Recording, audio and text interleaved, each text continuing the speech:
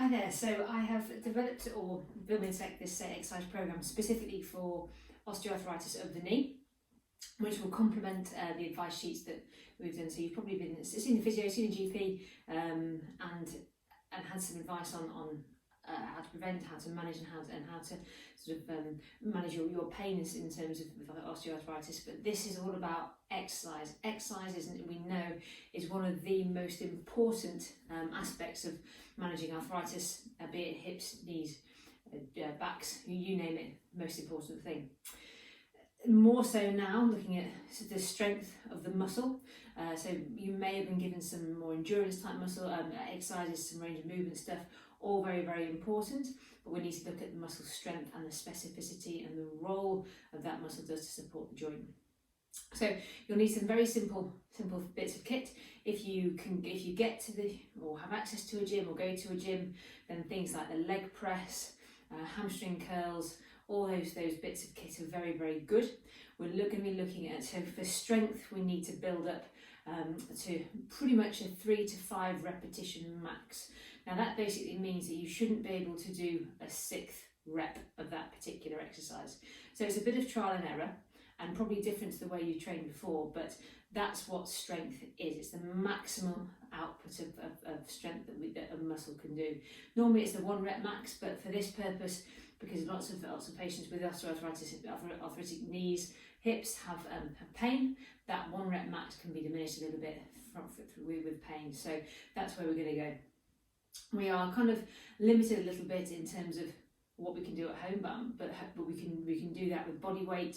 You can add in backpacks with weight and sort of almost squatting or almost deadlifting with bags of water and things like that. But that'll come with time, and that's something you can adapt as you get more confident.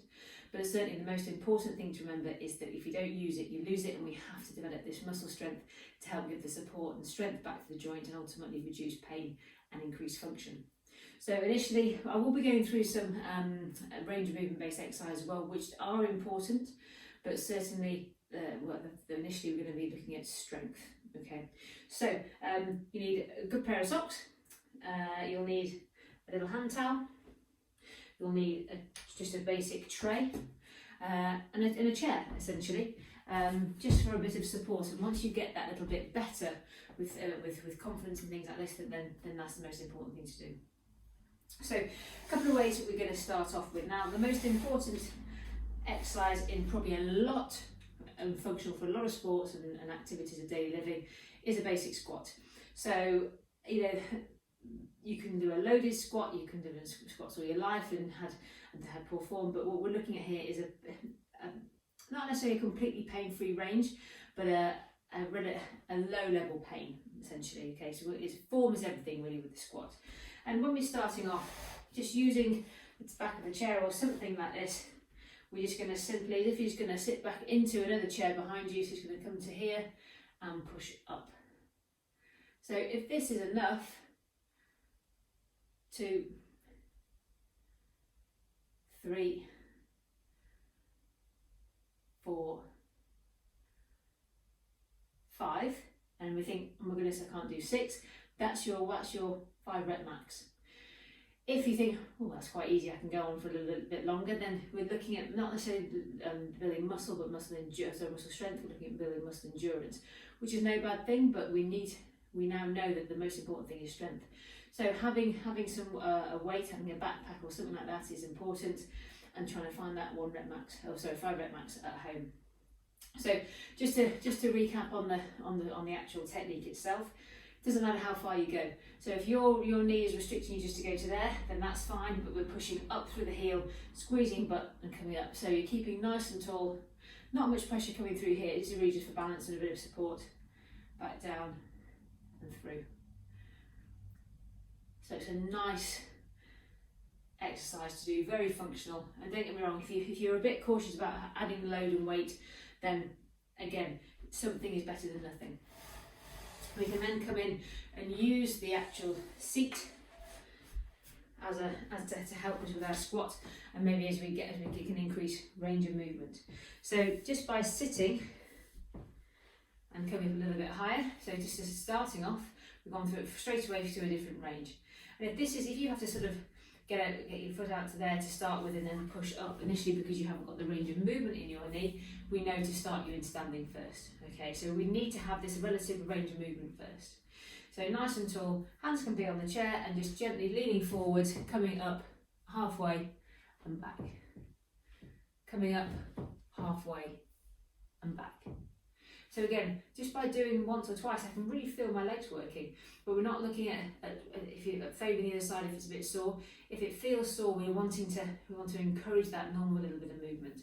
So gentle push to there and down. If you feel unable, got that momentum, you can come with your arms out in front or hands onto here. Just there, coming up and down. Up and down. Good.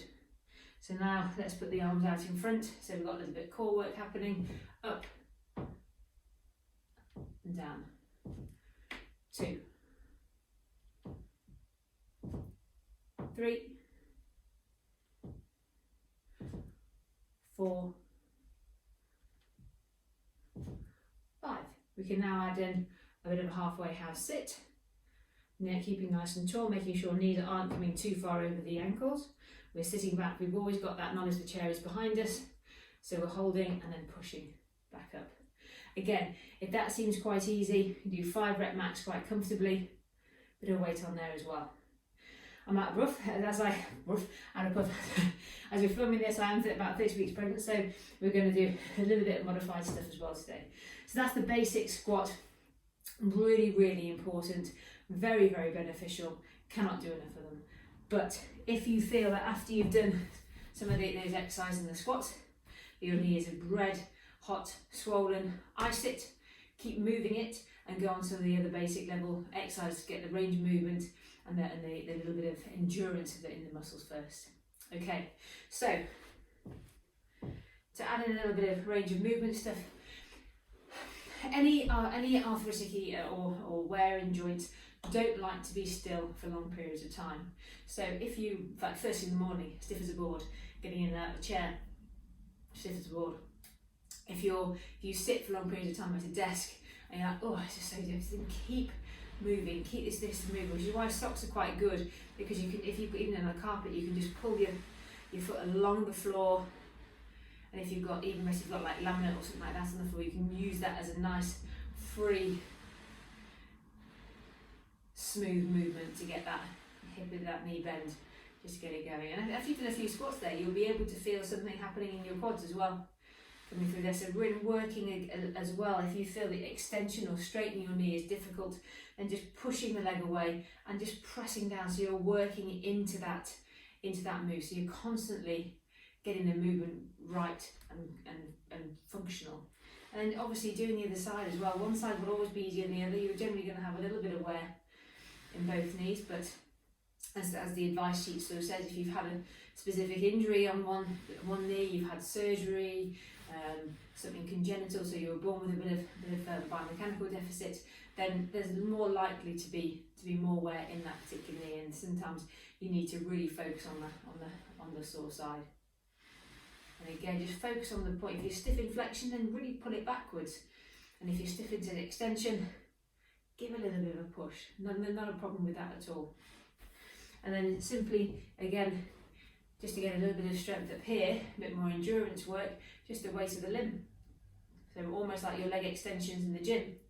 You can have an ankle weight. So if you've got them, a really, really good investment if you haven't there. So a couple more. Good, and then changing sides. So 1, 2, 3, 4,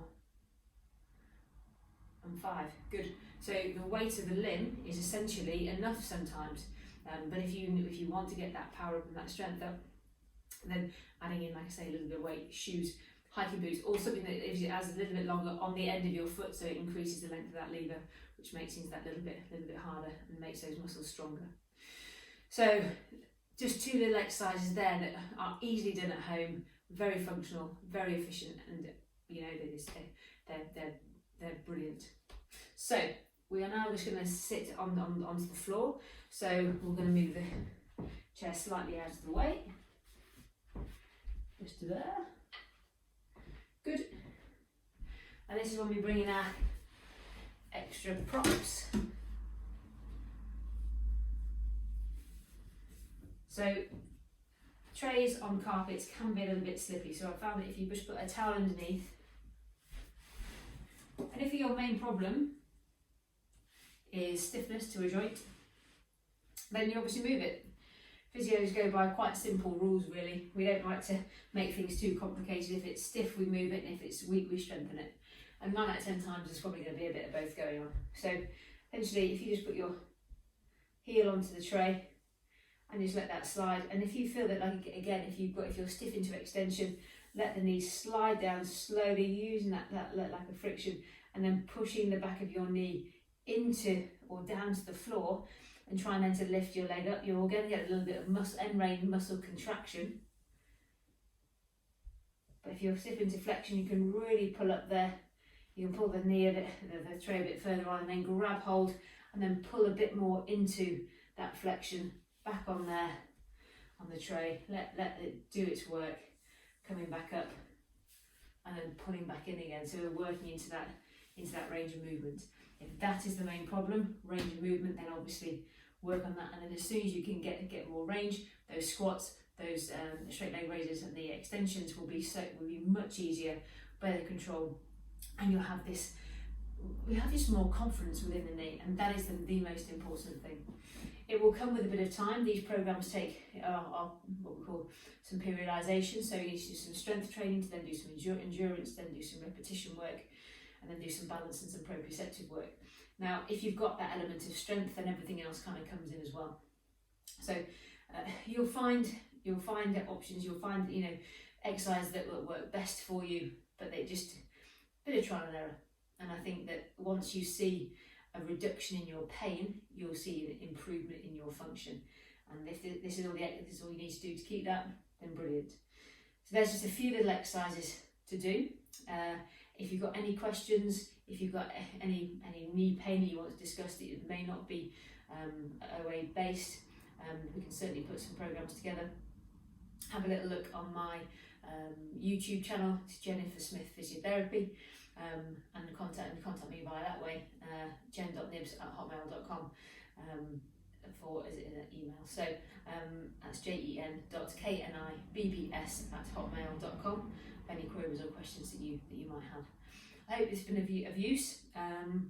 Good luck with everything, and look forward to the next instalment with you. Take care.